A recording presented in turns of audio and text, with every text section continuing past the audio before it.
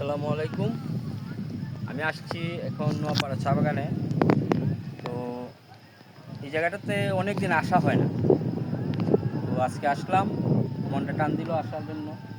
তো আসলাম এখানে। একটা প্রতি বছরে একটা বান্নি হয়, আমরা জানি ইঙ্গারি হওয়া নামে। তো এখানে খুব পুরনো কিছু জিনিস আছে, যেমন ধরেন এই যে একটা বট গাছ।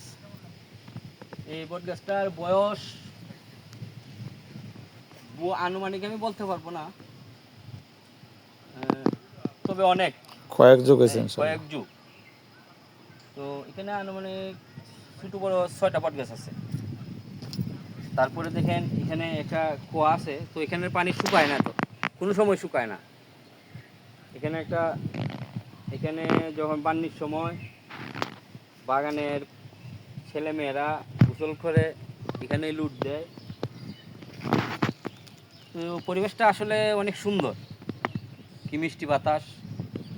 তো আগের চেয়ে বাগানটা অনেক উন্নত হয়েছে। তো আসলাম পরিদর্শন করতে, যে পরিবেশটা দেখি কেমন। তো না, দেখলাম যে অনেক ভালো। ভালো থাকবেন।